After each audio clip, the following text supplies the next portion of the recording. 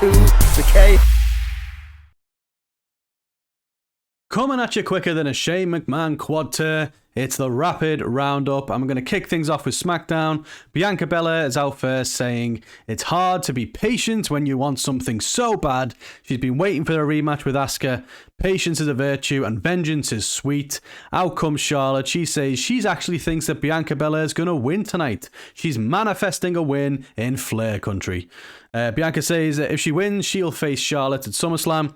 And then later in the night, Charlotte tells Adam Pearce she's headed home and will not be involved. We will see whether that rings true. First match of the night sees Pretty Deadly taking on Sheamus and Ridge Holland. Elton Prince removes a turnbuckle pad and sends Ridge into the turnbuckle throat first. And Pretty Deadly pick up the win after a top rope leg drop. So it looks as though Prince was injured in this. I think it's been confirmed now. He was selling the shoulder. And I think, yeah, as he said, he's put it on social media. So, yeah, if it is legit and he's out for a lengthy amount of time, obviously wish him a speedy recovery and hope to see him back soon. Next, Grayson Waller comes out and he has an interview with Kathy Kelly and basically says everyone's talking about him, including The Rock. Every week, The Rock's family is imploding in front of him and all he wants to talk about is Grayson Waller. He says if he wants the clout, he knows where to find him and he's going to win tonight if The Rock can smell what he's cooking. Following on from this, we have Bayley making pretty short work of Zelina Vega, falling pretty hard and fast from the championship match at Backlash. But after the match, we also get a vignette from Shotzi. And basically, as you might remember, Damage Control cut her hair a few weeks ago. And she's there and she's shaving off all of her own hair and saying that she's going to show them how chaotic she really is. Obviously, we know the real reason behind this, solidarity with her sister. And again, wishing her a very speedy, recovery and fingers crossed for her. Following on from this, Jey Uso comes out and he says him and Jimmy are inseparable. Something about being twins makes them special. If Jimmy's hurting, he's hurting. And never in a million years did he think it would be at the hands of his own family. He says his little bro is getting a spanking. Paul Heyman has been the puppeteer and will pull the strings no more because Jey is the head of the table now. Out come Heyman and Solo and he tells Jimmy from his favourite Juso that the reason he's in hospital, the reason Jimmy's in hospital is because of his twin brother, Jey. He says, Jimmy's never going to forgive him. His father's never going to forgive him. His tribal chief, Roman Reigns, will never forgive him. And Solo takes the mic and says he will never forgive him either. Ultimately, this leads to a brawl between the brothers and Jey super kicks Solo out of the ring before staring down Paul Heyman, but Solo attacks him from behind. Although Jey does get the upper hand and super kicks Paul Heyman right in his beautiful little face. So interesting developments there, and nice to see Heyman get a bit of a comeuppance as well. Following on from this, we have a fatal four-way for the US title as part of the Invitational. Grayson Waller taking on Butch, AJ Styles and Santos Escobar. Austin Theory is on commentary for this one, and AJ does have the match won, but Karrion Kross comes up on the Titantron and he's choking out Carl Anderson. So AJ goes to run to the back, but Grayson Waller stops him. He's got Butch beat, but Santos Escobar hits the splash on Waller for the win, and he advances to the final. So next week we're going to have another fatal four-way, and we're going to hear from them next. So it's Rey Mysterio, Cameron Grimes, Sheamus, and LA Knight, comes out and says he's the best decision WWE's ever made. The worst decision ever made is letting him in the US title eliminator because he's going to be the new champ. Interesting little tidbit as well. Bobby Lashley rocks up in a limo and the Street Profits are waiting for him. He asks them whether or not they want to talk and they get in the limo. Is this a new faction in the making? Who knows, but I'm interested. I think Street Profits have been a bit tired for a while, and I love the stuff that Bobby did with Hair Business, so let's see whether we can get some sort of cool faction between these guys as well. In the main event, we do get Bianca Belair taking on Asuka, but Damage Control appear at ringside, and I thought she went home. Apparently not. Charlotte also appears and she accidentally spears Bianca, causing the DQ. After the match, Io is trying to cash in, but Asuka hits Bayley with the mist as she's about to hand the briefcase over, so we don't get the cash in. Now, I don't know where this is going to go because reportedly Bayley has picked up a bit of an injury on a live event, so hopefully it's not too serious and we'll get to see her back pretty soon, but interesting developments to see what's going to happen with Io and this whole title picture going forward. Moseying on over to Raw, Cody kicks off the show in his home state of Georgia. He says, tonight we don't have to talk about anything, because he calls out Brock, but Brock does not show up. He thanks his mom who's in the audience, and as he goes to leave, Brock's music plays, but still, he doesn't appear. Just as Cody's about to exit, Brock does appear, beats him down with a chair, and puts him in a Kimura right in front of his mum. Challenge accepted. I'll see you at SummerSlam, bitch, are the words that Brock utters to Cody. But yeah, look, this will be good. The other two have been decent, but it has to end at SummerSlam now. You know, Cody is going around doing all the side quests. If he's going to finish a story, he needs to get back on track before people just stop caring. So, interesting and fun little opener. We then get the first match of the night, Gunther taking on Riddle, not for the IC title, just a match, and he makes pretty light work of, everyone's favourite bro. After the match, Gunther stands on the announce table and basically says if Drew wants him, he can have him, but like everyone else, he will fall victim to the Ring General. This is going to be epic. So just thinking back to these three at Clash of the Castle, thinking back to Sheamus and Gunther as well, it's just going to be fucking brilliant, and I can't wait. Big, meaty men slapping meat. It's what you want to see. We then get Judgment Day coming down to the ring to a chorus of boos. Damian Priest says the boos aren't going to change the fact he's got a guaranteed title shot. Finn basically says he's not going to stop going after Seth until his hand is raised. Kevin Owens, Sammy come out and ask if people came out to see them talk or to see someone shut Dominic's mouth, which obviously gets a big cheer. So we find out Dominic and Damian are going to take on Sammy and Kevin Owens later in the night. We also get a sit-down interview. Well, skip that. We also got a sit-down interview with Seth, and basically Finn Balor interrupts, and he says, you need to stop living in the past. But Finn says he's not. He's living in chaos. He says he's going to end Seth's career, and then he hits him with a chair and tells him to make the match. So it looks like the match has been made. We are going to get Seth versus Finn at SummerSlam. A little trigger happy there clicking forward, but you may have seen women's tag titles are on the line. Liv and Raquel defending against Chelsea Green and Sonya Deville. Before the match, Rhea Ripley injured Raquel Rodriguez's knee, so she tried to tough it out in the match, but on one leg, and unfortunately due to that disadvantage, we get new tag team champions. Hot potato. But you know what, Chelsea and Sonya, let's be honest, they're doing a pretty good job, to be fair. It's so weird to see, obviously, Ronda and Shayna and all the stuff that went on there. Then Liv and Raquel get it, and then they've dropped it so soon. So, you know, it is a bit of a hot potato situation, but let's see what happens with Chelsea and Sonya as the new champs, and hopefully they can do something pretty cool with it. Next, for God's sake, we get a Viking Rules match, and yeah, basically no idea what makes it a Viking Rules match. There was shields around the ring. They made part of it look like a boat. Other than that, I'm not too sure what the point of it was, to be fair. Maxine Dupree gets put through a table by Valhalla. Chad Gable gets taken out as well by being thrown through some shields, and ultimately the Raiders end up pinning Otis in a match where I was whelmed. Speaking of bad, it's like it just took a massive dip basically at this point of the show. So Shayna Baszler and Ronda Rousey have an attempt at a promo battle. It's painful. Ronda, terrible on the microphone, has to be said, says it's harder to go through the back door than the front door, winning a judo medal, MMA, and then being fed to the wolves in the WWE. She says she's going to be a future Hall of Famer after just a year. Yeah.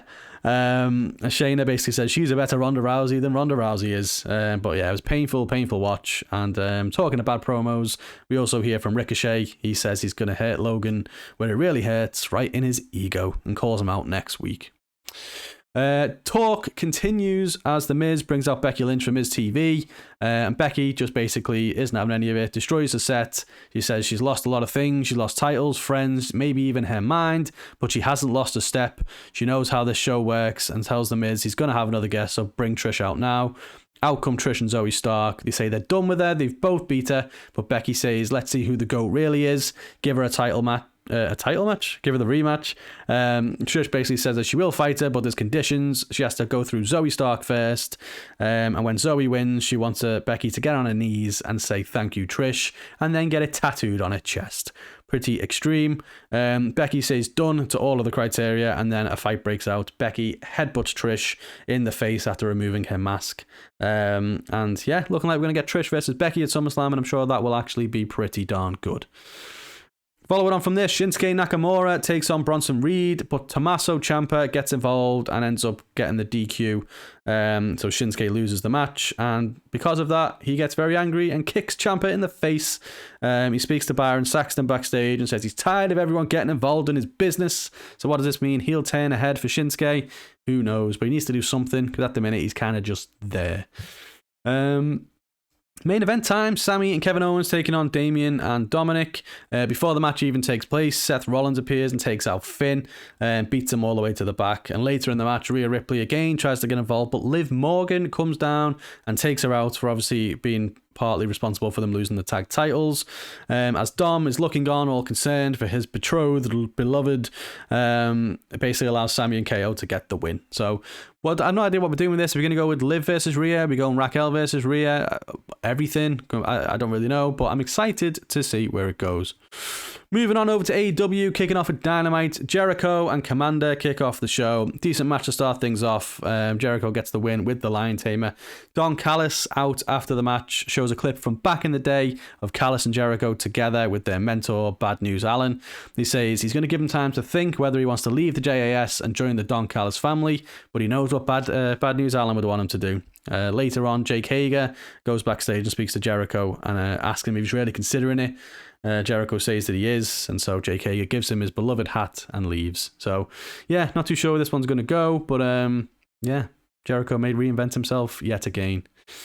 MJF and Adam Cole continue to bring hilarity and fun on a weekly basis. So we get a little vignette of them hanging out at a bar. A bunch of ladies walk by. MJF asks if he wants to share. Cole says he loves Brit, so MJF goes off and apparently screws all of them. He returns and Cole confesses the reason he's not got his shirt is that, well, he didn't lose it, he's just not wearing it, but he says he will wear it if MJF does what he wants to do.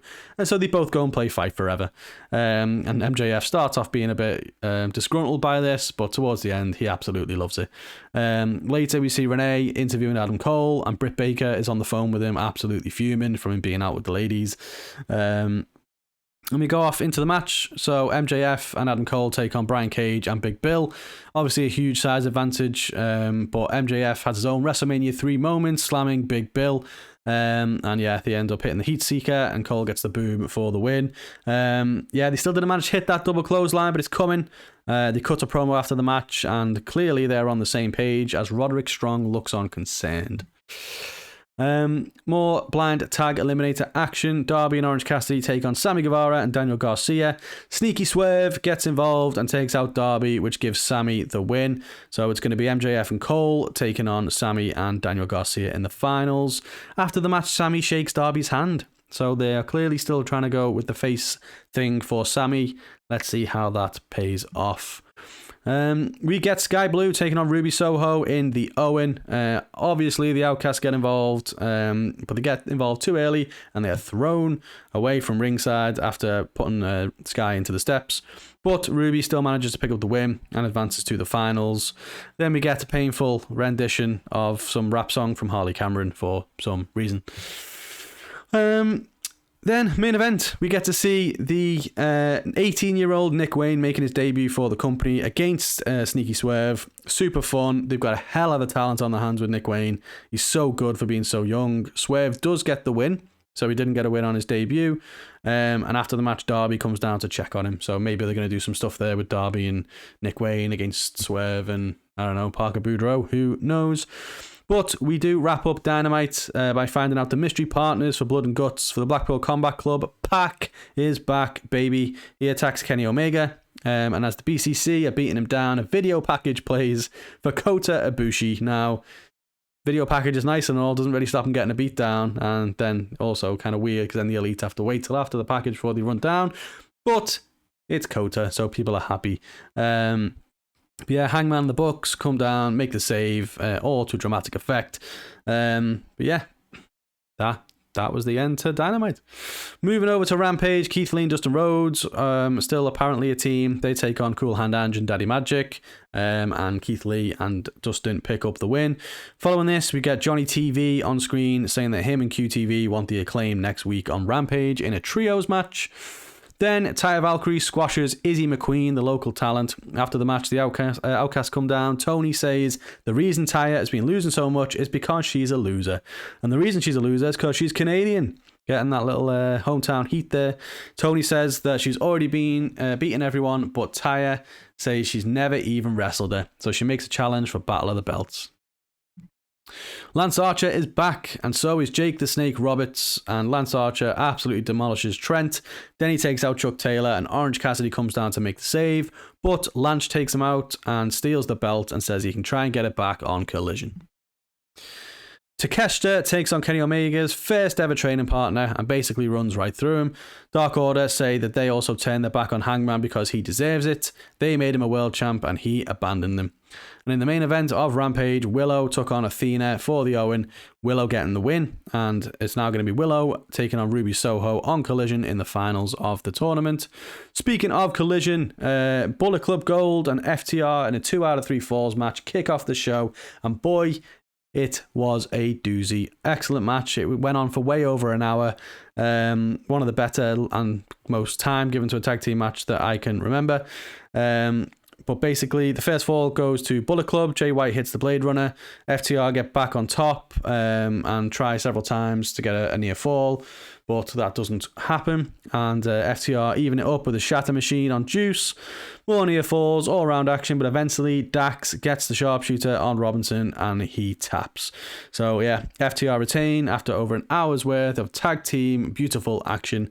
FTR do offer a handshake after the match, but Bullet Club Gold refuse. Then it's all about the Owen. Ruby Soho takes on Willow Nightingale in the finals. No Outcasts at ringside. Ruby does go for the spray paint, but that ultimately ends up costing her because Willow knocks it out of the ring and pins Ruby for the win. So congratulations to Willow, who is the Women's Owen winner. We then get QT Marshall apologising to Powerhouse Hobbs and the team of Malachi Black and Brody King basically demolished 2 jobbers. After the match, Andrade comes down and Malachi taunts him with his mask, but the referees stop him from getting to the ring. Then the main event, CM Punk and Ricky Starks, the final for the Owen. Another back and forth match. Punk hits a Hurricane Rana from the top. Starks reverses the pin. Punk reverses it again, but Starks has one more reversal and he holds onto the ropes for the win. Now, as he walked off, he also snatched the trophy out of the hands of Jushin Liger. So, possible heel turn here for Ricky Starks. It's an interesting one. But then again, people were booing Punk, so is that a face move? Who even knows? And we also have Battle of the Belts this week, so basically, it's one of these with Battle of the Belts. No belts ever change hands. It ain't much of a battle if you know the outcome every single time. But basically, Orange Cassidy retained against Lance Archer. Luchasaurus retained against Shawn Spears. And we don't really know what happened properly in the Tony Storm and Taya Valkyrie match because apparently the power went out and the feed was lost. But Ruby Soho helped Tony Storm steal the win. But yeah, again, just why have Battle of the Belts if no belts are going to change hands? But we wrapped it up in less than 20 minutes. It's getting longer, but the shows are getting longer. But yeah, let us know what you think in the comments. Did you enjoy this week's action? And hopefully we've saved you a few minutes of watching all this stuff. But yeah, let us know your thoughts and we'll catch you on the next one.